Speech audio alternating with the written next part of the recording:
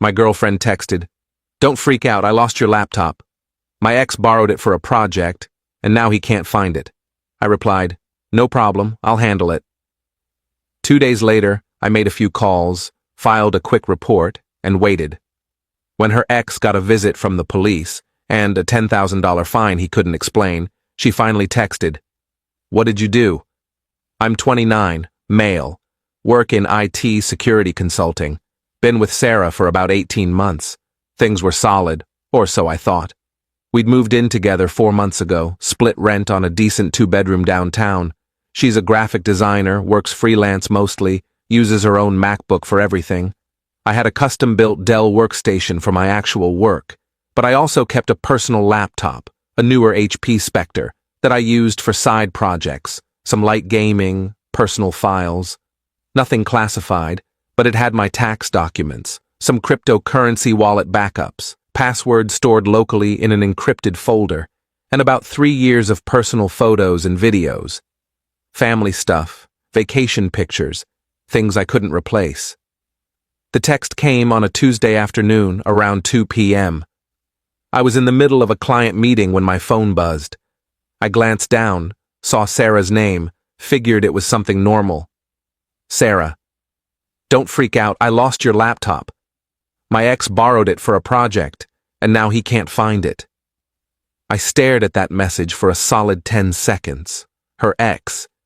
She'd mentioned him before.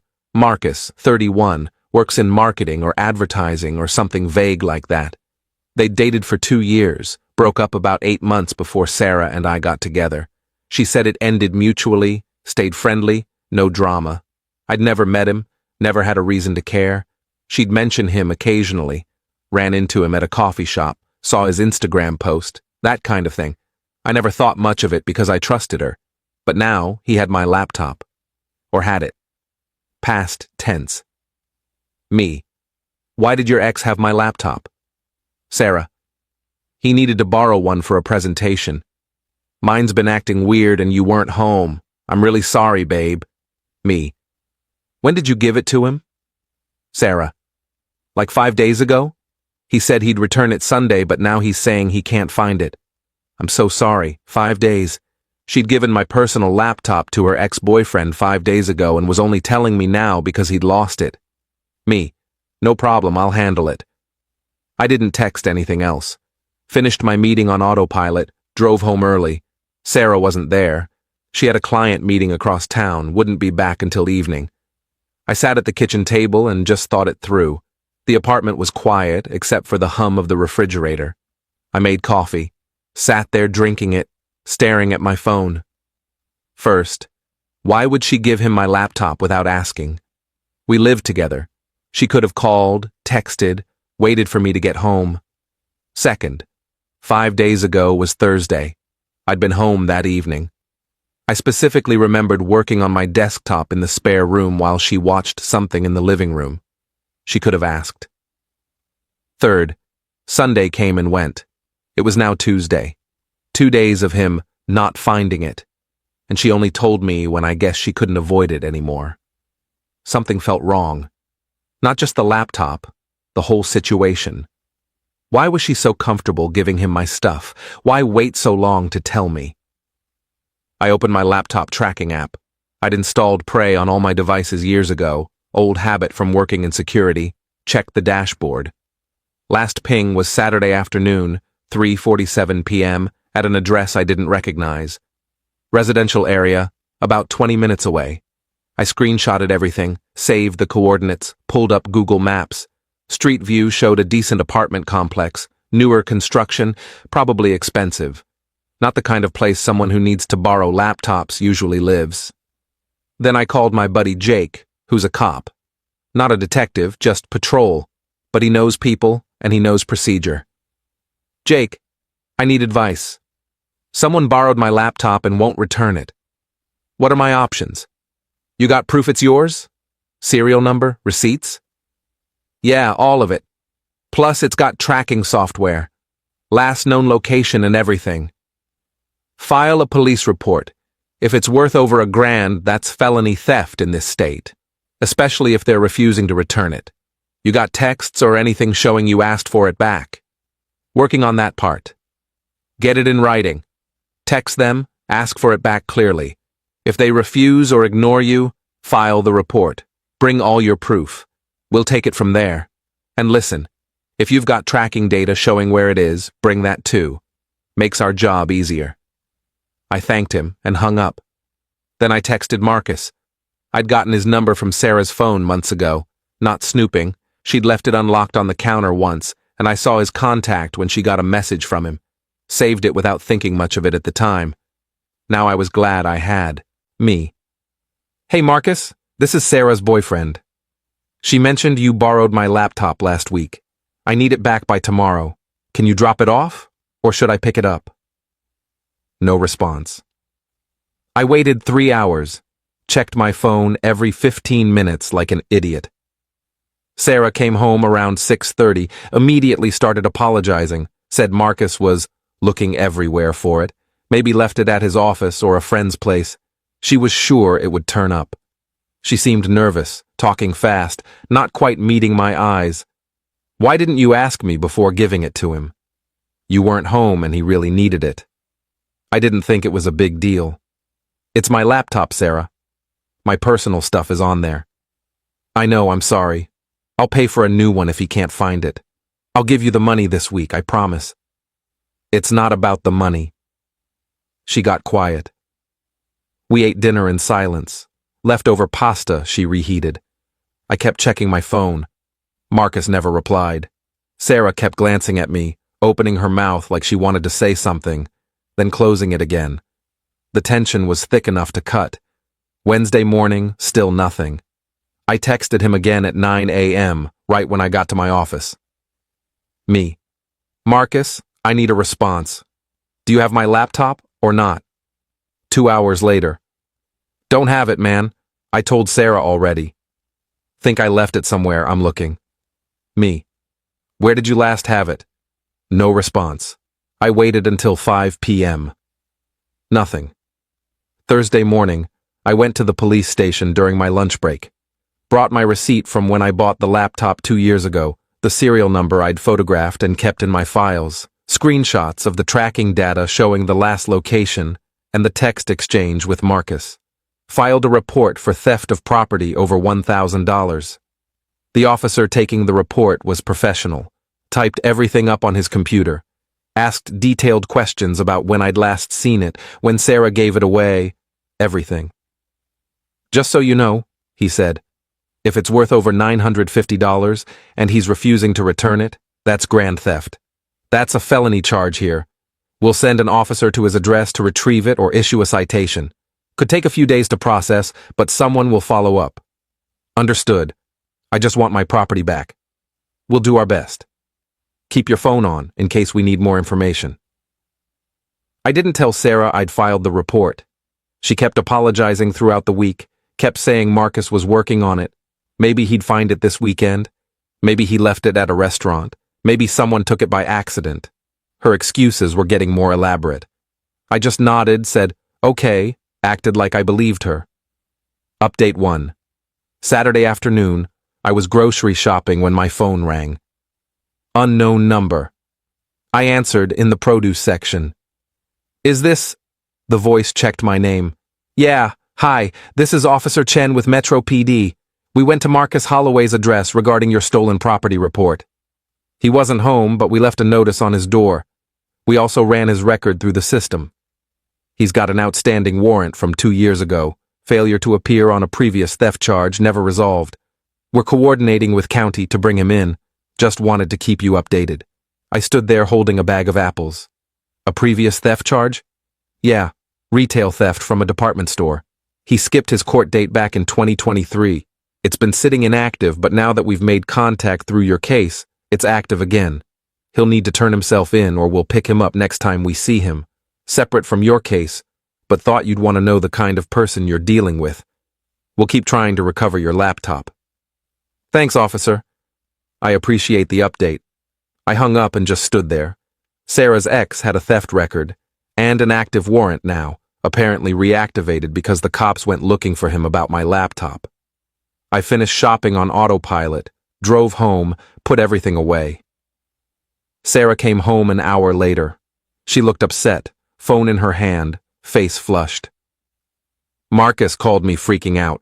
He said the police came to his apartment about your laptop. Did you call the cops? I filed a report.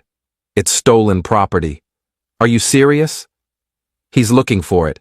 You didn't need to do that. This is insane. He's had it for over a week. He won't respond to my texts properly. What did you expect me to do? He's going to get in serious trouble now because of this. Good. He stole my laptop. She stared at me like I'd grown a second head. He didn't steal it. I gave it to him. Without my permission, and now he won't return it. That's theft, Sarah. Legally, that's exactly what it is. You're being ridiculous. This is going to ruin his life over a stupid laptop. Then he should return my laptop. Simple solution. She grabbed her keys and left, slammed the door so hard a picture frame fell off the wall. Didn't come back that night. Didn't answer my texts asking where she was. Update 2. Sunday evening, Sarah came back. She looked exhausted, eyes red like she'd been crying, hair messy. Sat down at the kitchen table across from me without saying hello. Marcus got arrested. I didn't say anything, just waited. He got pulled over this morning for a broken taillight. They ran his name and arrested him right there on the warrant. He's in county jail now. He can't afford bail. It's set at $5,000 and he doesn't have it. He's going to lose his job.